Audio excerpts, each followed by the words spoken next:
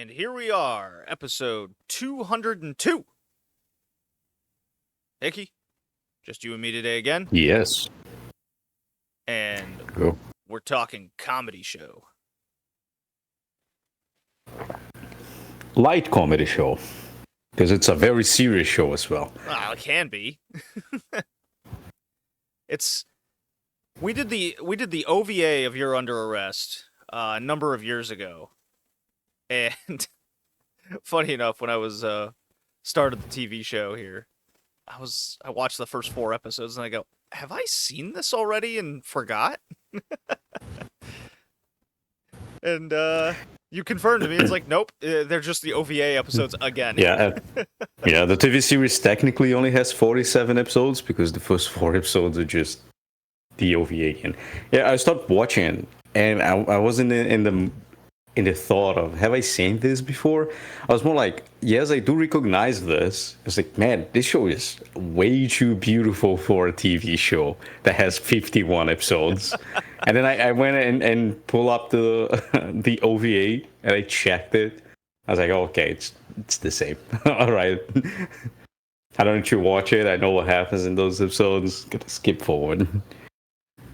Yeah, then But also, even in the TV series, there was a few instances where they just do the OVA style of animation right by the end of the episodes for no reason at all. Just because, like, there's this character that we think they are super beautiful, so we're just gonna animate them in the OVA style because they weren't in the OVA. I was like, okay, makes sense, I guess. Yeah, when I got to episode 5, I went, oh my god, this show's quality just dropped.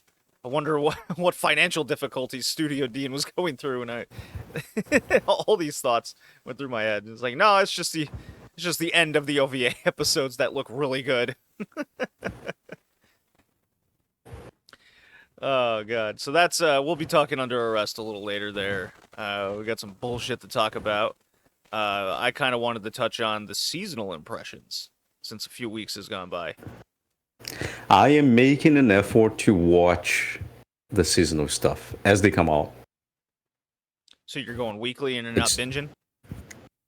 Yeah, weekly. Okay. Or not like stopping midway and stuff. Hopefully I can keep up with the season. Yeah, I need to. I have a few episodes left of Oshinoko, the 2nd season, with their little stage play nonsense. So, and Crunchyroll has the 3rd season. So I gotta get on that. So you're just gonna go straight up to the next one. Yeah.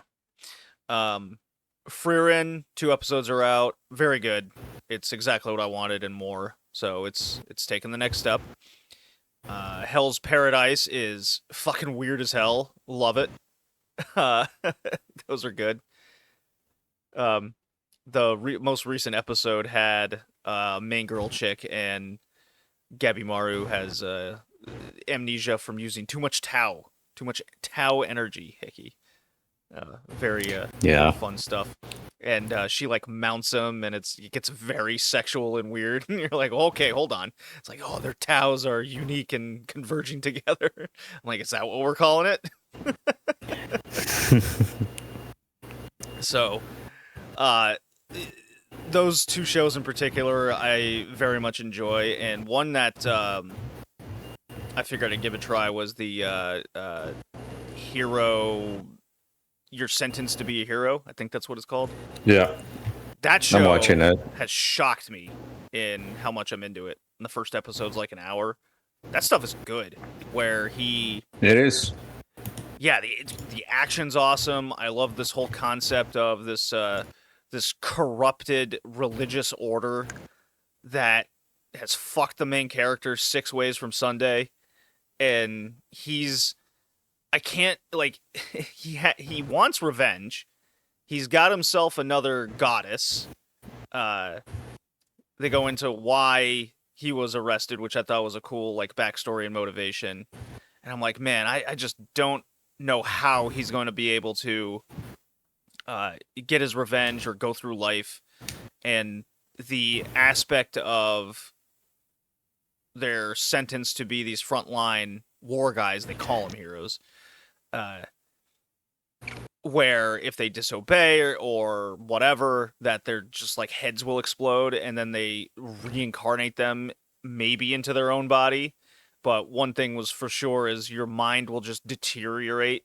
You'll just forget who you are eventually. So it gives them heavy motivation to just not die. And they show like one of the guys that is like went through the far end, and he's just like this berserk that doesn't say anything, just doesn't do anything. In episode 2. Yeah. Have you watched it? Oh yeah. Like the guy with like the big axe, the battle axe, and he's just like jumps in and like he doesn't think or anything. He's just there, just drooling around. Yeah. So this is what happens when you die too much. Okay. Yeah. The goddess with chick. The terrorist man. Oh, the terrorist man's hilarious. I love him. He's a cool guy. He's a cool guy. He's like, well, he's like this former king or something. So essentially, he's a terrorist. And the guy's like, what the hell? Like, who are these people? Yeah, it's truly enjoyable. Also, the animation is very good. Yeah, like Studio Kai,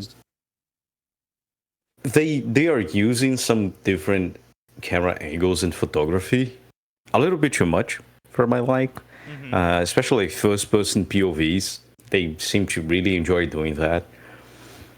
But one thing that is my favorite thing about the show is that they use the black outline for characters, but it's very thin and sharp and well defined. So it's not like a harsh character style like Tengen Toppa Gurren Lagann, but it's the refined version of that, and everything is a little bit desaturated, except the very bright things. So like the goddess is a good example because she's like very desaturated in color, but since she has these sparkles going around her and her eyes has these sparkles and fire in them, they are like super vibrant because of how muted the colors are of everything.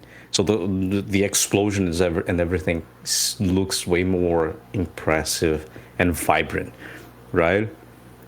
So I really enjoy it, like the way they used color and the way they used the drawing elements to define the characteristics of the characters. So like it's a really pretty show by just minor adjustments.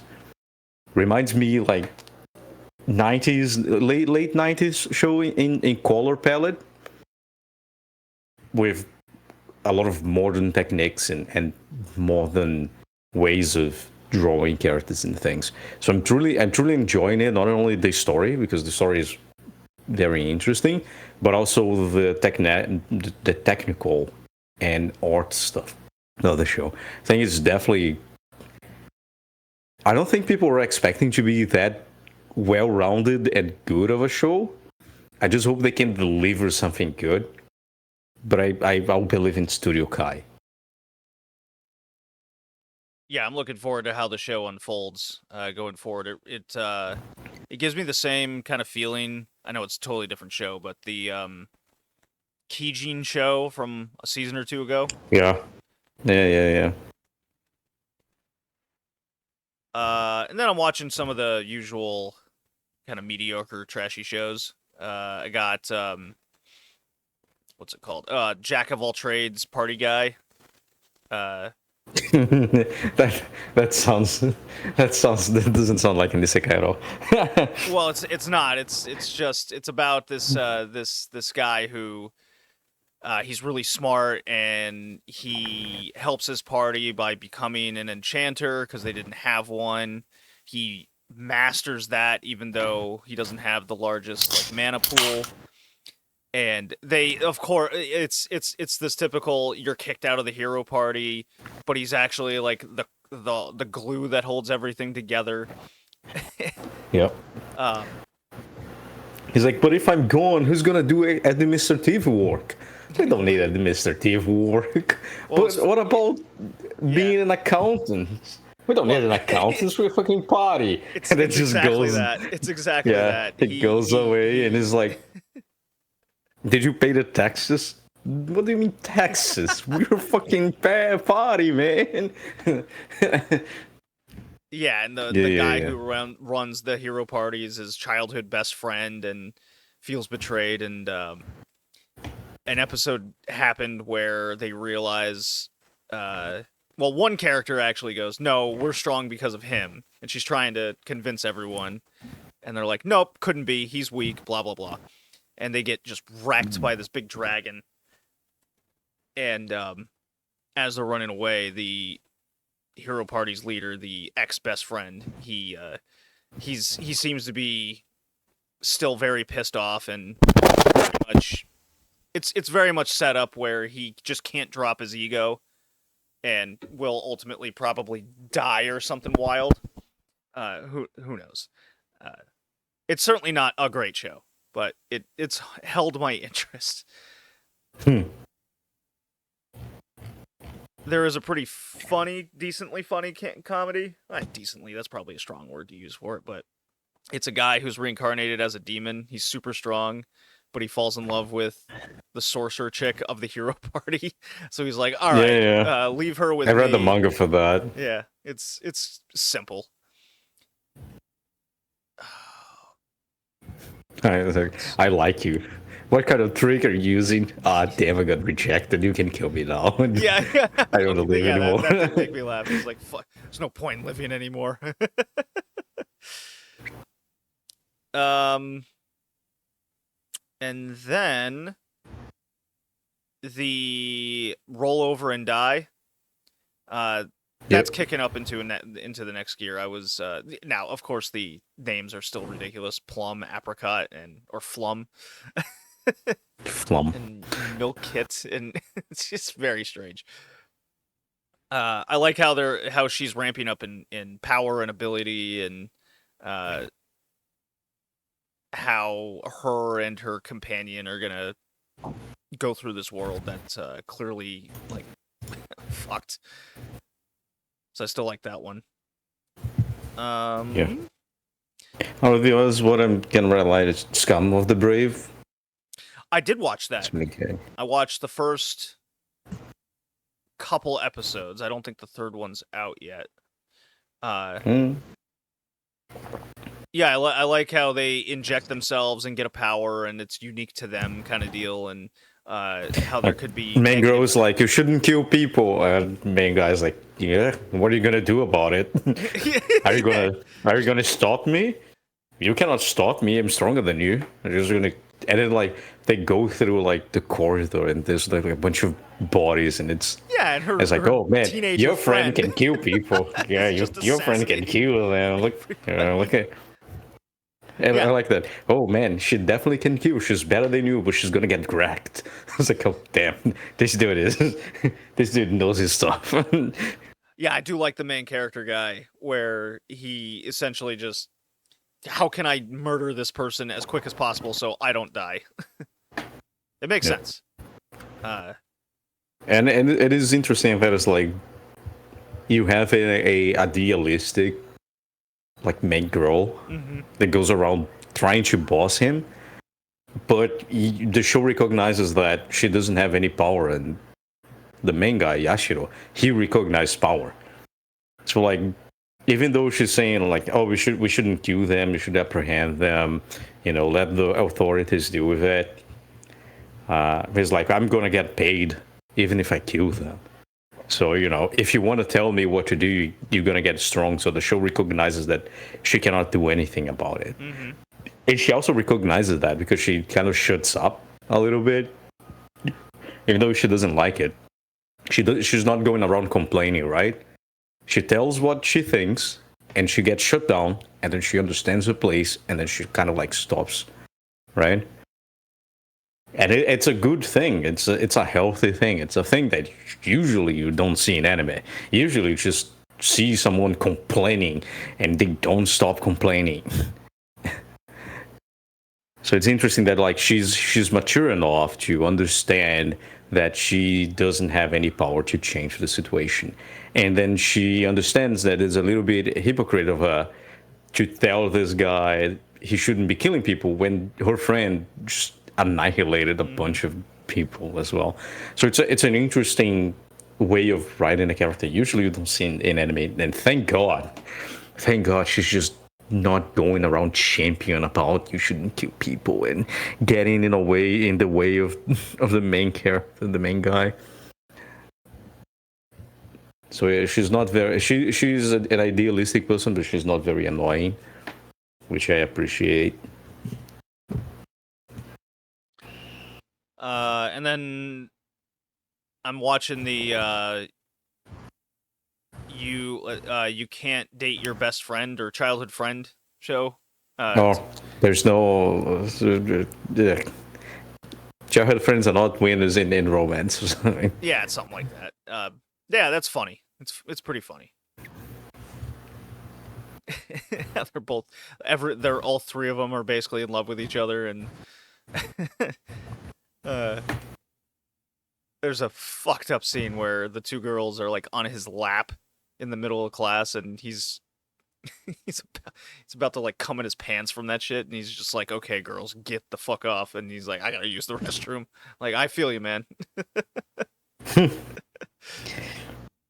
They have two other characters like on the cover of it. Wonder when they come into play and how they fit in, but I guess we'll see. I was watching Eddie's Grail, I think is the name in English. That was nice. It's fun.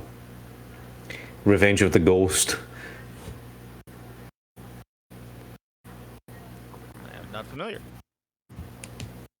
Yeah, essentially like this girl. She's like super honest, noble girl, and her family has like this motto of honesty beyond everything. And those like they are called like the fool's nobles because the nobility is full of liars and people like really bad people. And they're like it's kind of a debuff to be honest in this world, and everyone kind of takes advantage of her house and stuff. When she was young, she saw this like really the villainous kind of this world die, being decapitated, because she tried to allegedly she tried to poison the princess that would become the queen or empress. And you know when she's being accused of being a robber in a party, she gets possessed by the woman she saw dying. And then like this woman saved her and became like basically transforming like this really honest and nice plain girl into like the main villainess, and like she just destroyed the other woman to the point the woman that was accusing her essentially had to go to the countryside due to being so traumatized by what happened. She just lost her mind. And so later, like the ghost reveals herself and is like, okay, I saved you because you asked for help and helped you. Now I need you to help me with my revenge. I didn't try to poison the princess that became the Empress Queen. But I don't know who set me up. So you need to go out and investigate to learn who did this to me and then get my revenge on them. But for that, she needs to lie, she needs to deceive, she needs to do a bunch of bad things, and she needs to really dive into like this scum world of nobility to do the revenge. But like she is the complete opposite of it. So like it's like her transformation into not the villainess of the world, but like a formidable foe. And sometimes she gets possessed by the villainess and she goes completely off the rails. It's a nice show. It's a very interesting show. I quite enjoy it. All right. I think that's all I got Any for seasonal impressions. sequences you're watching? any sequences that you're actually watching aside from I guess Hell's Paradise. Yeah, Hell's Paradise is a sequel. I think that's the only one. Nice. I haven't watched any Jujutsu Kaisen yet. Kind of holding off on that one. Yeah. It's gonna be the thing. I watched the first and the second season. I should, but there's the movie. I haven't watched the movie. But I don't think it's important for this season. I don't know. I just don't feel like watching Jujutsu Kaisen. Yeah, I'm not in the mood for it. That's all I gotta say. I'll watch it eventually. But yep. I think that's it for winter. Let's see. Is there continuing? Let's see. Not see anything on the list. Am I forgetting about any? Nope.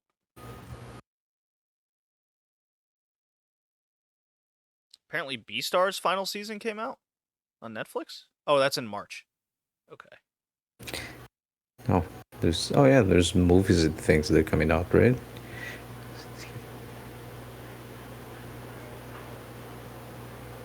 Let's say there's any interesting movie that's later to come out. A lot of Chinese anime coming out pretty soon.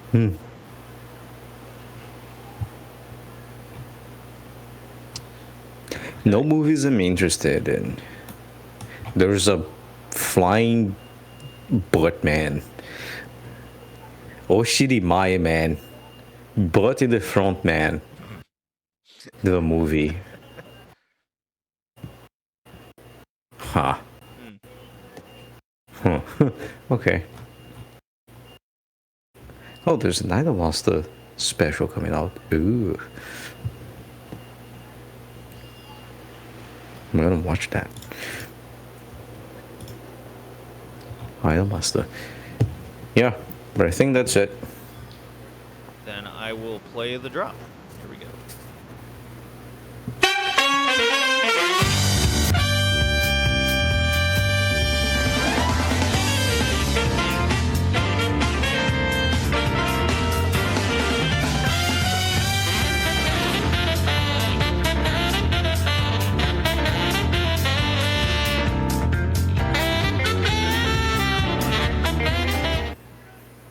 I love me some of that Bakano music. It's so good. Yeah. Okay, You're Under Arrest TV edition. Re-debuted in 1996. Studio Dean. They have done all of You're Under Arrest. Like I said earlier in the cast, we did the OVA episodes a few years ago. Fun. And the first 4 episodes of this is just a replay of the OVA, but just a little recap. That first episode is introducing our girl Natsumi, where she meets up with Miyuki, and I love that. I love that opening sequence of events where she's late for work. She's got her collapsible moped that she's on the run from the cops. The Honda Motocompo. Honda Motocompo. Yeah. God, I would love to have one now. You know the patrol car they use? The little Honda patrol car? That Motocompo came with it in the 80s. Yeah. So you bought the car like just like they show in the show, but like in the back part of the car, like they pull out the trunk and there's like this space for the little motorcycle. You bought the car, it came with that. That was like the point. Awesome. It was like a small car, and you'd park it, and then you would get the moped out of the car and like drive to your destination in Tokyo, for example. Because like there's no point, like there's no reason for you to go to like the center of Tokyo, like in Tokyo Station. and park your car there. So you park away from the center of the city. You get into you pop off the trunk, get a little moped, fold it off, and then just go around. Honda sells the new version of it, by the way, and I think it's an electric one, and it folds up. Oh, I want it. I think it sells in the U.S. I believe it sells in the U.S. So you could go in and look for it. Oh, how could I? Okay, let's see here. I'm just gonna put in buy Honda Motocompo.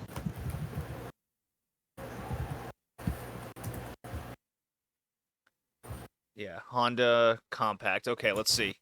This is this serves a purpose because you're under arrest. This Natsumi has. Oh, look at that's cool. It's literally like this electric rectangle with a seat. Yes, I mean it's not as cool as the It's OG not as cool as this. Motocompo. Like the OG is so iconic, and it came again. You had to buy the car, so it's not the point of having only the Motocompo. You gotta have the Honda car. Okay. Motocompo. There it is. Motocompacto. Come on, Honda Dream Shop. Tell me how much this thing is worth. $995? I could buy it? Oh, this is Hickey, I'm not kidding. I might buy this with my tax return this year. Hey man, I mean, if it was available here, I would buy one as well. It is. It is super cool. Like, feet, is there a 25? Is there a video? No, it's 6.5. Is there a video of it of folding? It just has a picture of the folded. It looks like a briefcase. Yeah. Oh my god. Can I finance this?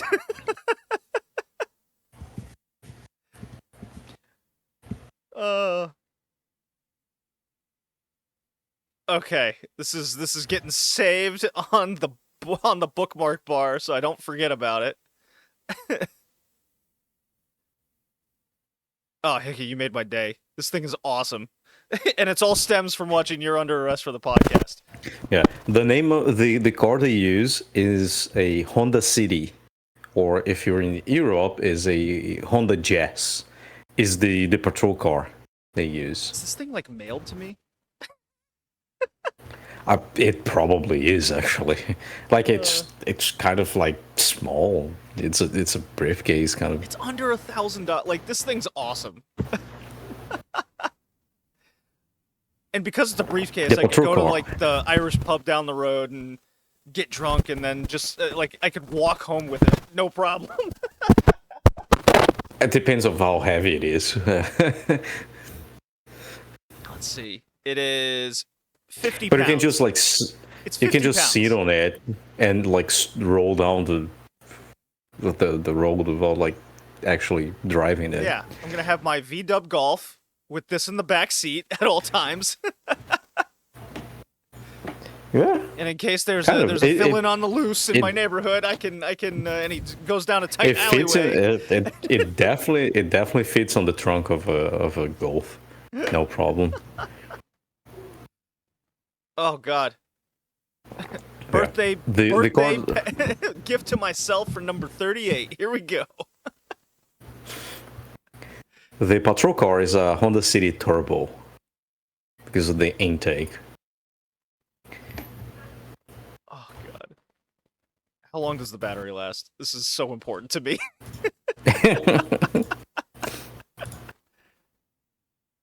Yeah, the seat just pops off, goes right in. The handlebar goes right. Oh, this is great. Maximum speed, 15 miles an hour. Perfect. I don't need to do anything more than that.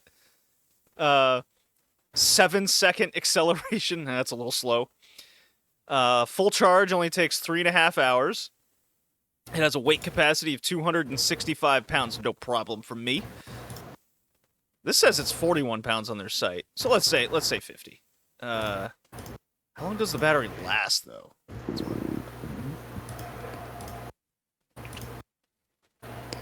And then it has merch. Let's shop merch. Much for the Motocompo? That's right.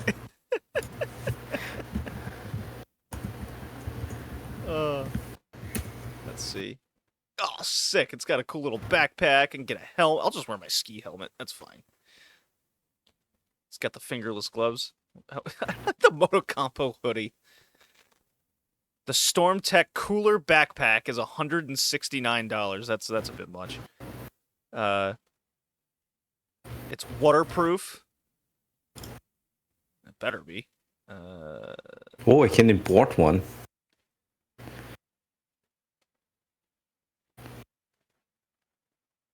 Plus shipping. I can actually buy one. I mean, I need to import it, but come on, we both got good jobs. We're not broken poor. We can get this. Yeah, but like, I'm not hipster enough to be like the only guy with a fucking Honda Motocompo going around. This is not a hipster move. This is like no one in Rhode Island Brazil is gonna have is. this. Yes, yeah. Like I'm not that exotic. A thing. How long does the if I go to a Honda dealership and ask them to import one for me, do you think they're gonna do it? They might. Okay. The scooter I'll think about lasts up to 12 miles on a single charge. It's not very long. Average is 9 miles. So I can't take this to work in the summer. I'm just out of reach.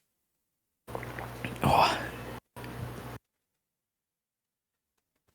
The original 1980s gas-powered Motocompo had a range of 80 to 85 miles. The thing is, like, imagine because like you don't live in a really populous place. I do. So and usually, populated. But like not where you're gonna work, right? It's not like in the middle of the city. Oh no. So like for me, for example, sometimes I really struggle to find a parking slot close to where I work. Mm-hmm. So it's something like that I can just fold up and put on my trunk. I can just stop a few kilometers from my job, put that, like just unfold that thing, go to my work, fold it, go up to my office with it, just put it on a corner, work, and then just once it's time to leave, I just grab it, unfold it, go back to my car, fold it again, put on the car, and go home. I want to use this on a golf course. Oh my god. I don't think the battery will last a full game of golf, but you can try. It's worth it. It's worth the try. Because it'd be really funny. I don't need a cart, don't worry about me. I have my trusty briefcase. I have my briefcase that'll get me there. Straight out of the Jetsons. I'm not kidding. This is my big purchase this year. What is the range? It says it only lasts 12 miles. Miles.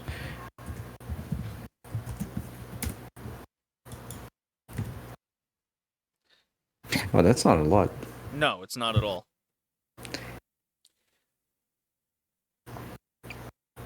I mean, you can you probably can what just sucks is use I'm it. like exactly 12 miles from work. You can see if you can find a used one, and then you hack the battery and put like a stronger cells into it. Okay. So you can get more range of All right, out I'll of go to it. eBay, see if there's anything off eBay. Because like it's 12 miles with the original packs, but I think you can squeeze out like almost 30 miles with some high capacity cells for it. eBay, they're basically selling them brand new. There's one that's $700 used.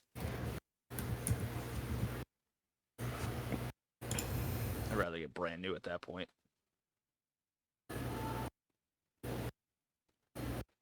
The charger looks like a laptop power brick.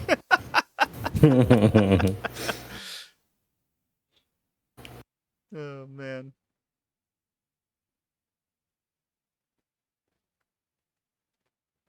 Okay, so I am. If I buy a Honda thing. car, If I buy a Honda car, I'm definitely buying a Motocompo. The electric Motocompo. Like, yeah, the electric one. I don't think you can find the 80s Motocompo. Yeah, they're probably. Well, I mean, you probably can. Or something now. Yeah, you probably can find it, but it's like insanely expensive. Yeah, I don't even see anything off eBay for it.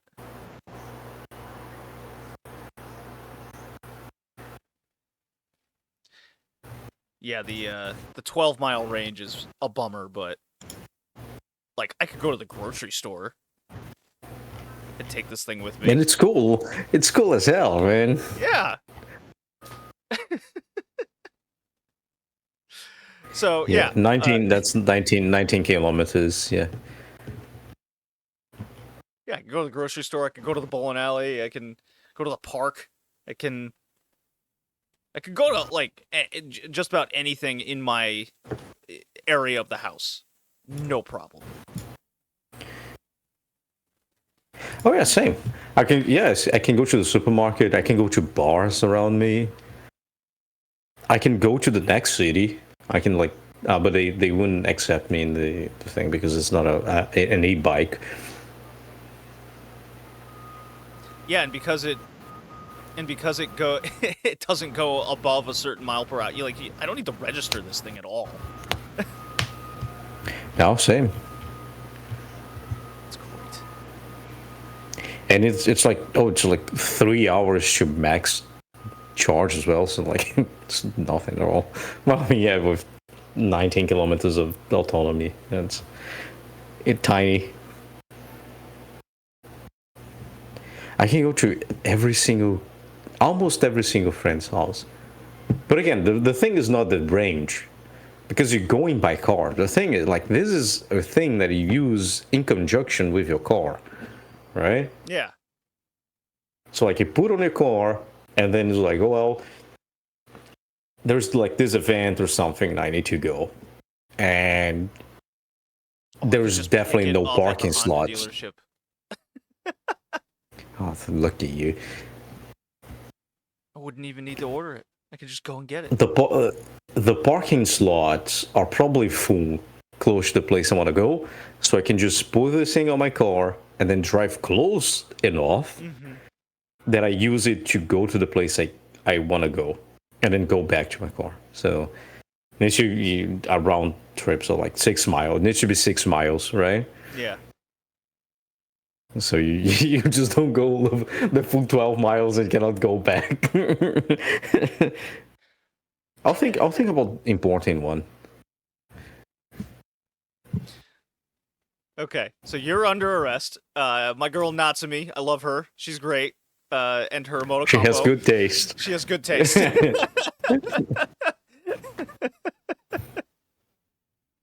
I can see myself running away from the cops.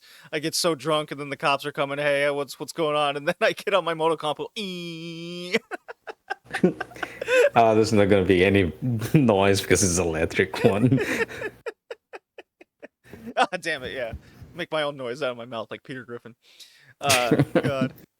So yeah, her and Miyuki, it's a good buddy cop system. Miyuki's great as well. The two complement each other so well. In that first episode, it really introduces both their dynamic different personalities, I should say. Well, Natsumi's very dynamic, and Miyuki is when they start the chase with the Mini Cooper. And the Cooper's all souped up with these things, and she starts going over the specs of her car and how she's got nitro in it that she put into it herself, and she's always buying weird car parts and extensions that she can put into the mopeds and motorbikes that the police use. It's very funny. I love her personality. An interesting thing is, again, like the car they use is a Honda City Turbo. And in Japan, you can donate cars to the police, so they can use like any car. That's why you see like police GTRs and police Porsches in Japan, because someone donated the car to the police. So probably Miyuki donated a Honda City Turbo to the police, and the Motocomp of Natsumi was probably also donated, so it becomes like this police colored Motocomp with a with a strobe light on top of it. Yeah, I guess the closest comparison to that car today would be, I guess, the Honda Fit. But it's not as compact. Does it has a sport version of it? I'm not sure. I think it's not a Honda, but I guess the Yaris, the Toyota Yaris type of GR Yaris. Be a better comp, yeah. God, yeah, the police cars are cool. The sport version. God, I want one of these Honda Turbos. Also, as well, gonna look for one of those. I don't think they were sold in America though. I mean, they were sold in Europe. Let's see, Honda City for sale. Let's see here. Honda City in 1980s. Let's see. Honda City Turbo 2 5-speed, 11,000. There's a Honda City Cabriolet 5-speed for $6,000. It's not outrageous.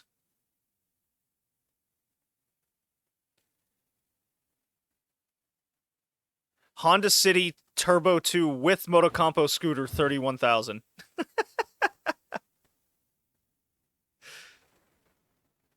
This is great. Oh, I want that car. I want the Honda City Turbo 2. That's the list of unappreciated anime cars. The Fiat Cinquecento from Lupin, the Fiat 147 from City Hunter, and the Honda City Turbo from You're Under Arrest. Yeah, the closest I've gotten is the VW Golf and my future electric Motocompo. I almost bought a Fiat 147.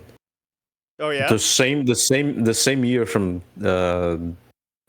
City Hunter, but it was like a cream color, not like light blue. I almost bought it. It was like, Jesus, how many?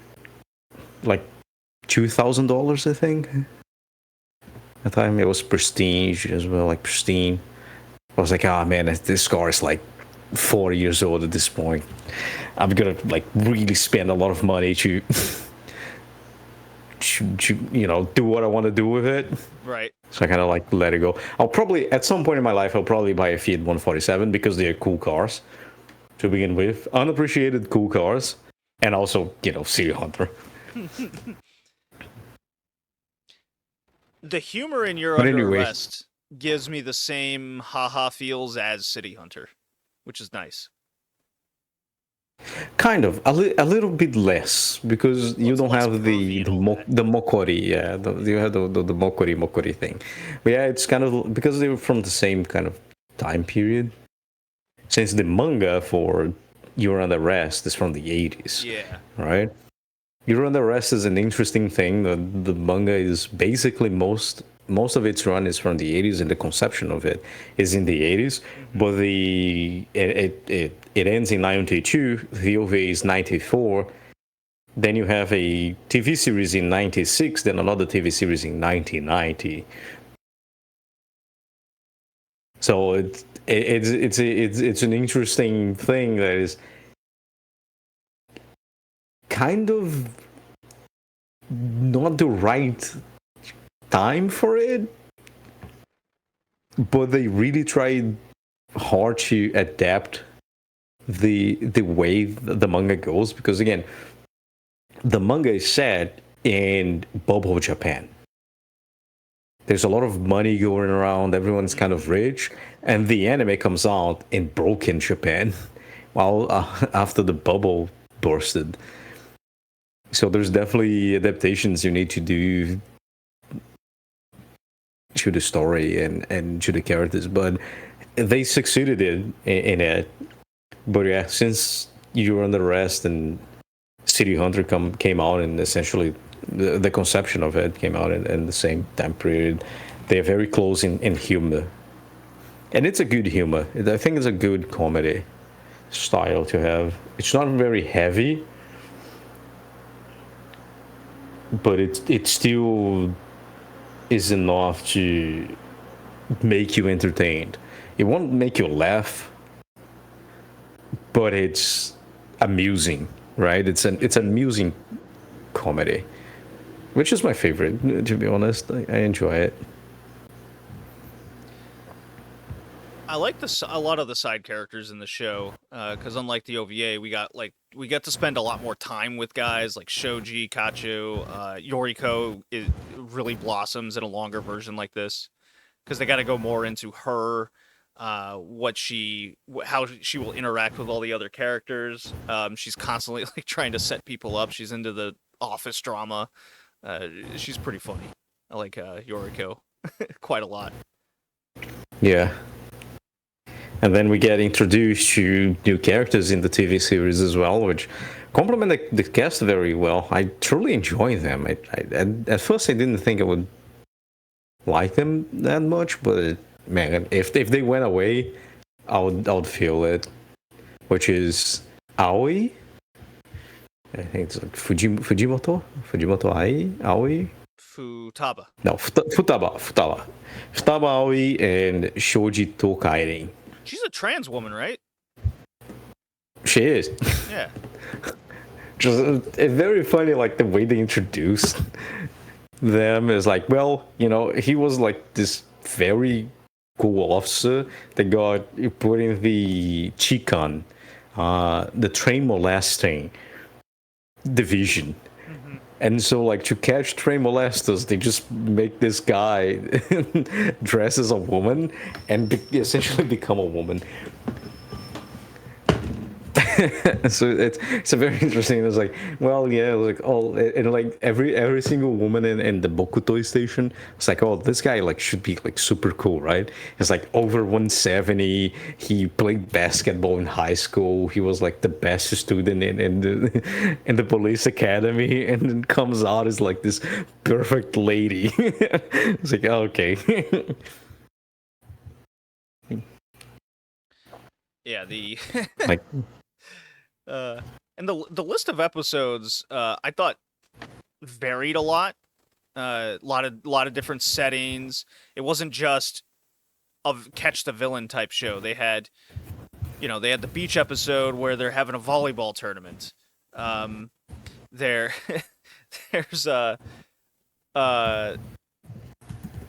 there's like Christmas episodes, and they're doing like weird office stuff, and there's I'm trying to think. There's a paintball match. There's a paintball episode, which was funny. Yeah, I mean, technically every single episode is catch the bad guy episode, but a lot of the times it's just a coincidence that they get the bad guy involved. Like, the point of the episode is not catching the bad guy; it's just the bad guy appears and they are cops, so they gotta they gotta catch the guy.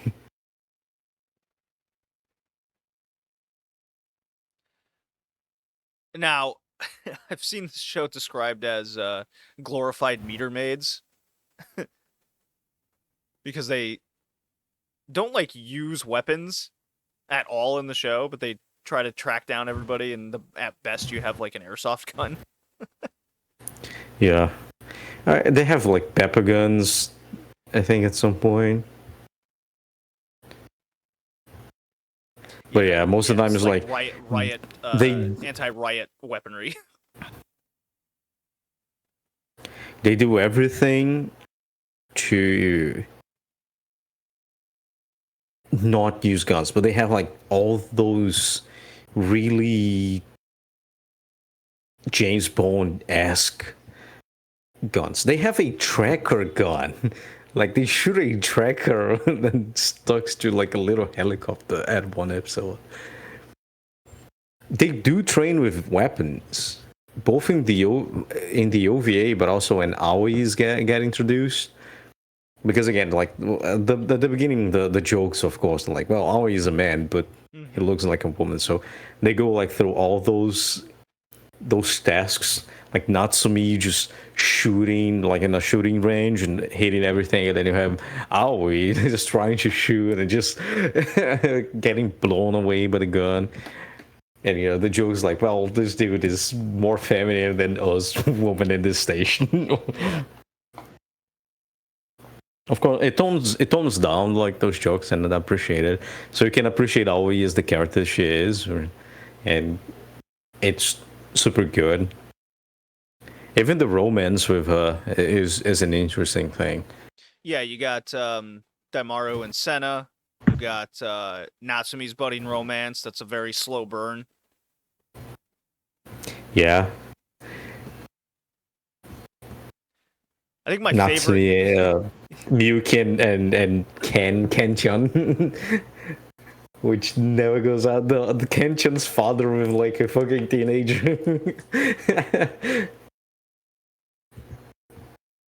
The episode that stood out to me the most, or at least I had the most fun watching, was the bank robbery episode that was kind of in the middle of the show. That cracked me up because it's our duo, our girl duo, and they're supposed to just do like a bank robbery drill to see just as like an exercise for the bank and everything, and they take it so seriously. And how the police responds. It's full on like Ocean's 11, where they're hacking the videos and jamming frequencies. They somehow escape underground, which is really funny, and the whole police force is chasing them. They get away, and the whole precinct back is like celebrating them. Yeah. Definitely. The episode that led to that one, which is the inspection in the precinct, and Natsumi is hangover beyond help, so they just put her in a locker. And it's like, man, like you see, it's one of the few episodes you see how the station is. And then, like, you look around, like, they look around the tables, like the desks of everyone, and there's everything but work being done. There's, like, a gun maniac, there's figures around. Like, and they're like, man, we need to do something with this, because it's clear that everyone that works here is not doing their job. They're just doing their hobbies in their desks. I got a kick out of everyone's side projects and hobbies, but ultimately it was a whole lot of car stuff in the show. Between there was multiple episodes of Natsumi's and bikes and motorcycles. Yeah, her motorcycles breaking down and no one knows how to repair it. There was like multiple episodes of that. Yeah, especially because with Ken Nakajima's father as well. He's a very major character in this show. There's a lot of racing too. Like the first episode alone is like 80% of a car chase.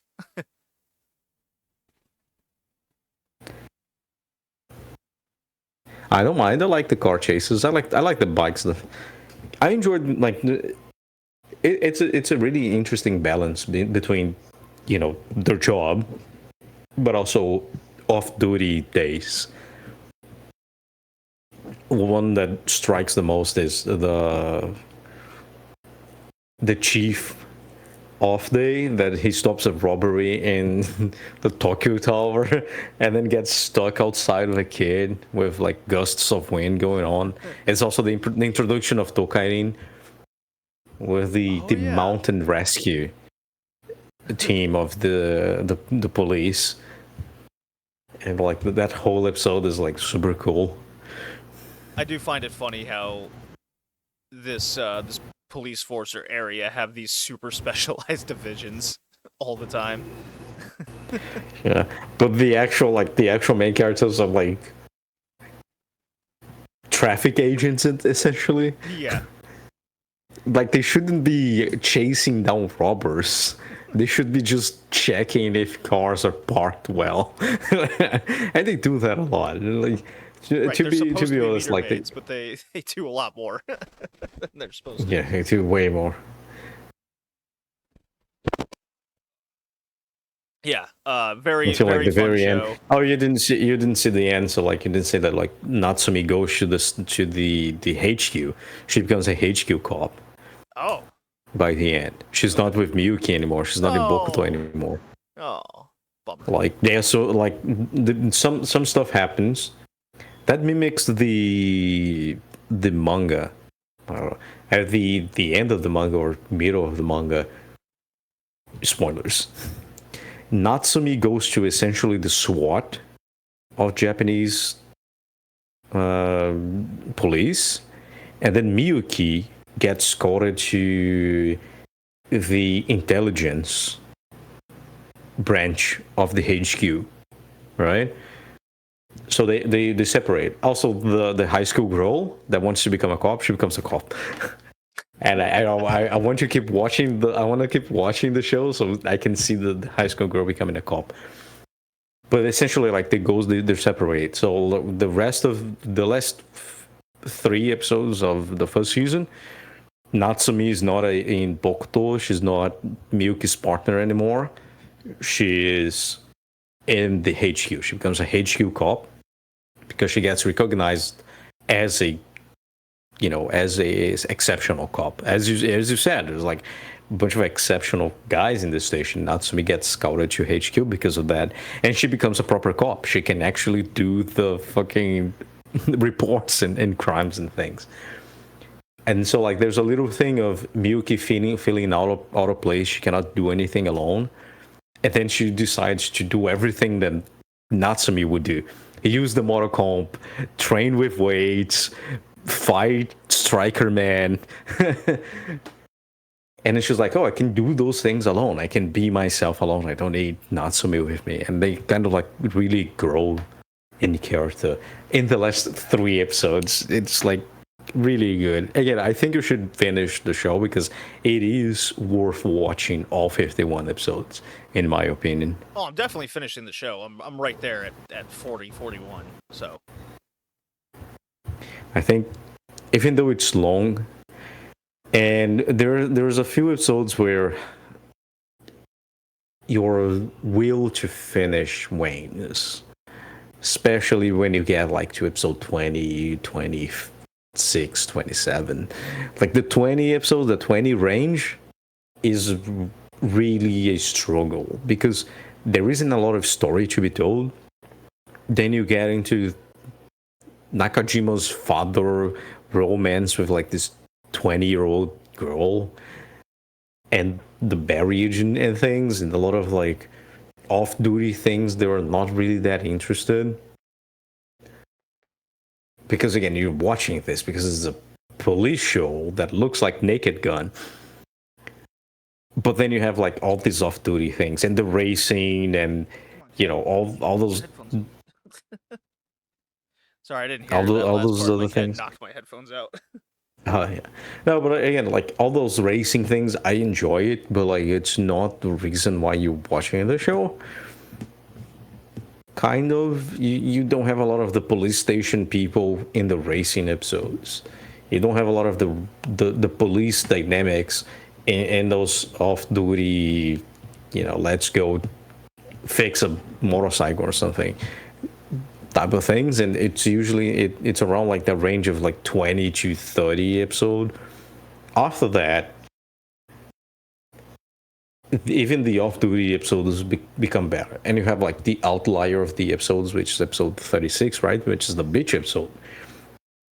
The beach episode is amazing. It looks like an OVA. It's highly experimental. It's lost in the middle of the thing just because the episode director decided that would be his magnus opus. And if you stop watching the show in the 20s because it's kind of boring, you lose the best episode of this show, essentially.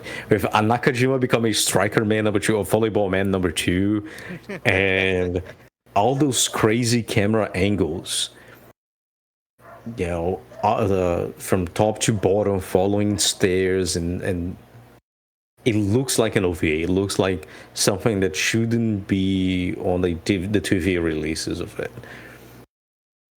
And of course, you move into the 40s range, and the 40 to 50s is when the show kind of stopped goofing around. And then you have a lot of character growth, define of characteristics and goals. The romance, the Natsumi's romance comes up. Always matures as a character. You know, she never wasn't a joke character per se, but the jokes stop. So like they start treating her as a full member of the cast, essentially. So it's a very good way of developing that. Yoriko is Yoriko. She keeps doing everything the same thing, but she gets a little bit courageous. So again, it becomes like really really nice. And then that thing that I said, that Natsumi becomes a HQ cop. You know, it's the big leagues, right?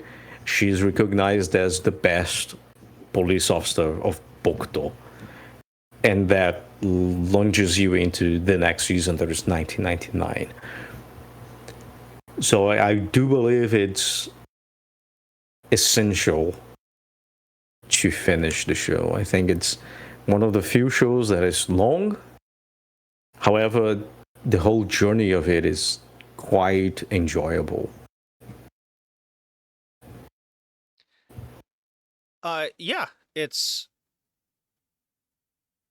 more of the OVA. The quality is a little less, obviously, because it's a long-running TV show now. I like the buddy cop dynamic. I got the same feeling as I do with Dirty Pair, which is one of my all-time favorite comedy type shows. Yeah. Very similar personalities between the two shows of the two women. Same era as well, right? Yeah. Because Dirty Pair is 80s as well. Yeah, the only well, I guess. Yeah, it's the same. Yeah, it's the same era, 80s into the 90s kind of deal. So, I highly recommend You're Under Arrest, especially if you want a nice light comedy. You know, the OVA was only 4 episodes. This has the OVA. Hickey, I'm giving this thing an 8. I like the show a lot. Yeah, I'm also thinking of giving it an 8, especially because the way it ends, again, it ends in a cliffhanger, kind of, because differently from Dirty Pair, at the end of the TV series of You're Under Arrest, you don't have a pair anymore.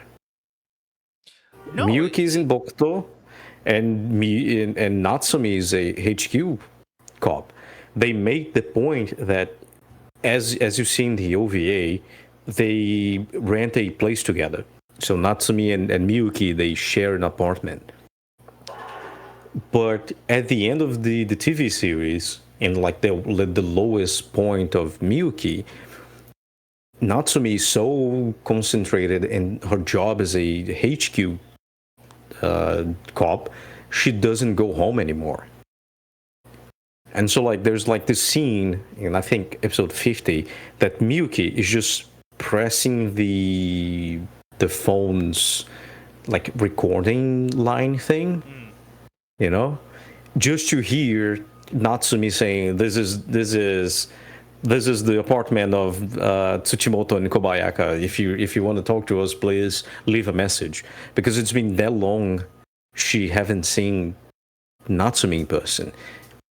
So the only thing she has of Natsume is the phone recorded message, to be reminiscent of her partnership, her former partnership with Natsume. And so like you get curious to see how that new dynamic is going to expand in the second season, which is 51 episodes and came out in 1999. And I'm definitely watching the sequence, which would like round up to like 100 episodes of You and the Rest. But I'm really excited to watch it because of like this new dynamic. We still have like the weird romance, not romance between Nakajima and Miyuki, but like this new buddy but not work pair dynamic between Miyuki and Natsume. And see like how it develops, and if it follows the manga, Miyuki will also go to the HQ, and before that we're gonna have a new partner to Miyuki, that is Saga Sayuri, which is again the high school girl that wants to become a police officer. Mm-hmm. And she'll become a police officer. She'll go to Bokuto Station, and she'll be Miyuki's new pair. Well, So we have like this actual progression in it, which is nice. Yeah, you're gonna have like progression to it. So I'm excited to keep watching it, and I think that's the main point of a first season. It needs to get you invested into the continuation, right? Yeah. And it succeeded flawlessly, I believe. So our next episode is Maharomatic Automatic Maiden. Oh my god. Okay. I'm down. Colin's coming for that one. I'm down to that. It's been a while since I watched it. I've never seen it. So I guess we'll be here next week, 2 weeks, we'll see. We'll figure it out. Yeah. All right, so what we got out of this was a very good show, and I'm buying an e-bike. I might buy the same e-bike. but then I'll ask you to buy one and ship it send it to me. Yeah. Oh, that'll be an expensive package. The weight alone. Well, I mean, I'm paying it, so yeah. Whatever. All right. See you next time, everybody. Peace.